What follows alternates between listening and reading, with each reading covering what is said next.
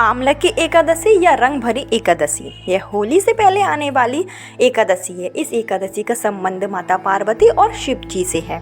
ऐसे में आज के दिन हम कई ऐसे उपाय कर सकते हैं जिससे कि आपका वैवाहिक जीवन सुखमय रहेगा। अगर आपका वैवाहिक जीवन में मतभेद आ गया है, आपस में पति पत्नी की नहीं बनती है, लड़ाई झगड़ा का माहौल बना रहता है, तो उसके लिए आपको आमला की एकादशी के दिन यह उपाय जरूर करना चाहिए।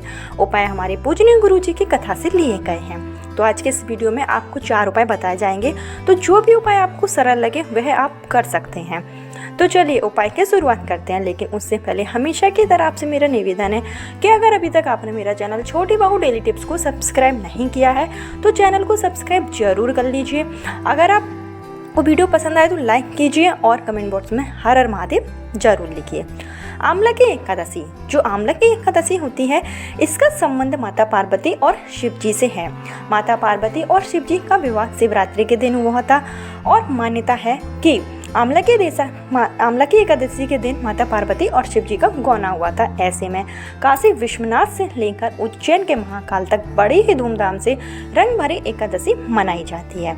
यह जो एकादशी होती है 2024 में, यह 20 मार्च को पड़ने जा रही है। 20 मार्च को इसकी शुरुआत रात्रि में 12:21 से होगी तथा इसका जो समापन है वो 21 तारीख को दोपहर में 2:22 पर होगा। ऐसे में यह जो एकादशी है वो 22 मार्च बुधवार को मनाई जाएगी।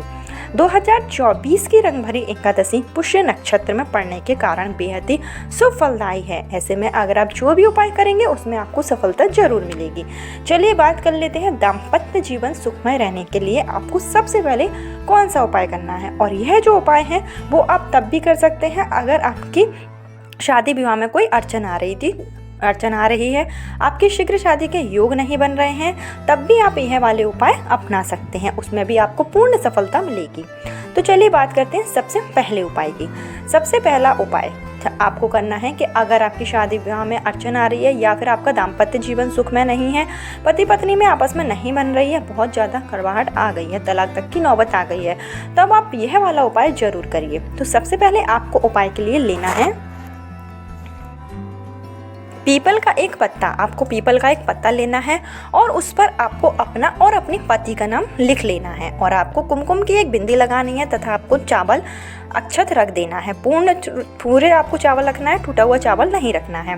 और आपको लाल कलावे की सहायता से इसको अच्छी तरीके से बांध लेना है और यह आपको रखना है माता पार्वती और शिव जी के मंदिर में जाकर। जहाँ माता पार्वती और शिव जी की मूर्ति हो वहाँ पर आप इसको अपनी समस्या कहते हुए रख दीजिए। अगर आप मंदिर नहीं जा सकते हैं तो आप घर में ही मंदिर में अगर माता पार्वती और शिव जी की मूर्ति है तो आप वहाँ पर भी यह रख सकते हैं। ऐसा करने से आपका जो वैवाहिक जीवन है वो सुखमय हो जाएगा।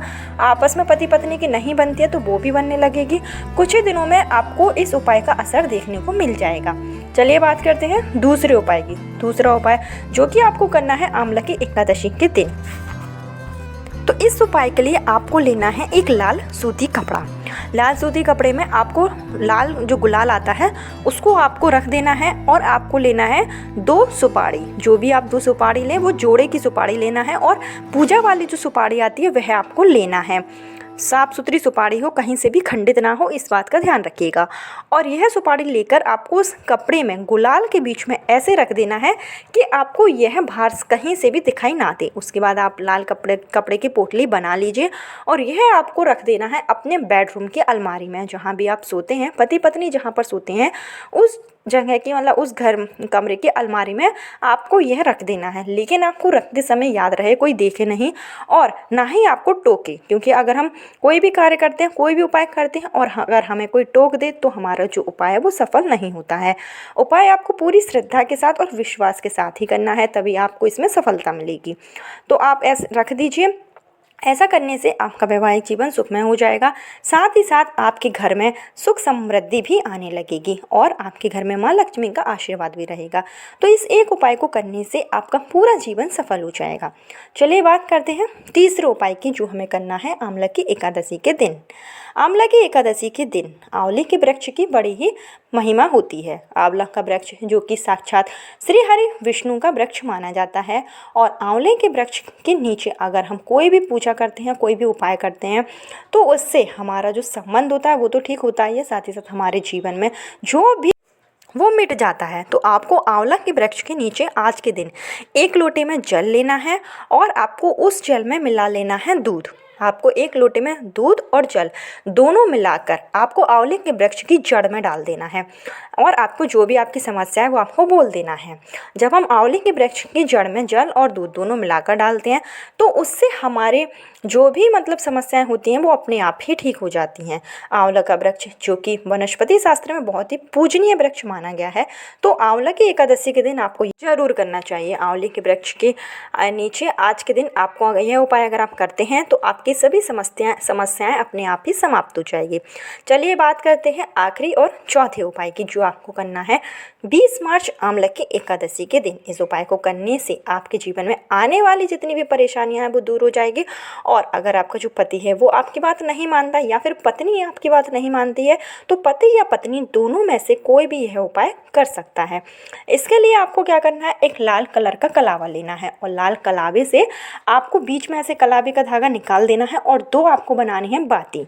यह 2 बाती बनाकर आपको 2 दीपक तैयार करने हैं और जो दीपक है वो घी के ही होना चाहिए। इसमें आप देसी गाय के घी का ही प्रयोग करें। नकली घी या आपको मार्केट से बना बनाया घी नहीं खरीदना है। जो भी आपके पास असली घी है उस घी का ही आपको प्रयोग करना है और यह 2 दीपक बनाकर आपको ले जाना है आपको शिव मंदिर में और शिव मंदिर में ले जाकर आपको 1 दीपक रखना है मंदिर के चौखट में। जब आप मंदिर में जाएं तो जो चौखट पड़े उस चौखट में आपको 1 दीपक जलाना है और आपको 1 दीपक जलाना है माता पार्वती और शिव जी के समक्ष। और यह जो आप दीपक जलाएंगे वो आपको प्रदोष काल में जलाना है और दीपक जलाते समय आपको अपना नाम और गोत्र भी बोल देना है और जो भी आपकी समस्या है वो बोल देना है। ऐसा करने से आपके जीवन में आ रही जितनी भी बाधाएं हैं वो दूर हो जाएगी, आपका वैवाहिक जीवन सुखमय हो जाएगा और आपकी पति पत्नी में आपस में संबंध मधुर हो जाएंगे। तो ये 4 सरल से उपाय थे जिसको आप आंवला की एकादशी के दिन कर सकते हैं। साथ ही साथ आज के दिन जो वैवाहिक महिलाएं हैं जिनकी शादी हो चुकी है उनको माता पार्वती और माँ लक्ष्मी को आज के दिन सुहाग की सभी चीज़ें अर्पित करनी चाहिए। यह जो दिन होता है वो माता पार्वती के लिए बेहद ही खास है।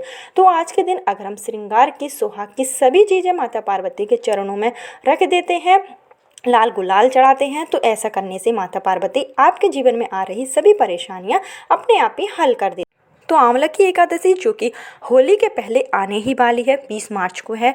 तो अभी तक आपने कई उपाय किए हैं लेकिन आपको उससे कोई भी फ़ायदा नहीं हुआ है, तो आप आंवला की एकादशी जो कि साल में एक बार ही आती है, इसको रंग भरी एकादशी भी कहते हैं, इस दिन आप माता पार्वती और शिव जी के लिए यह उपाय जरूर कीजिए। आपके जीवन में जितनी भी परेशानियाँ हैं वो दूर हो जाएगी। आपका जो आने वाला समय है वो स्वर्णिम हो जाएगा। छोटी सी जानकारी थी। अगर वीडियो पसंद आई हो तो लाइक कीजिए। पहली बार आए हैं तो चैनल को सब्सक्राइब जरूर करिए। कल फिर मिलती हूँ नए वीडियो के साथ। जब तक के लिए हर हर महादेव, जय भोलेनाथ की।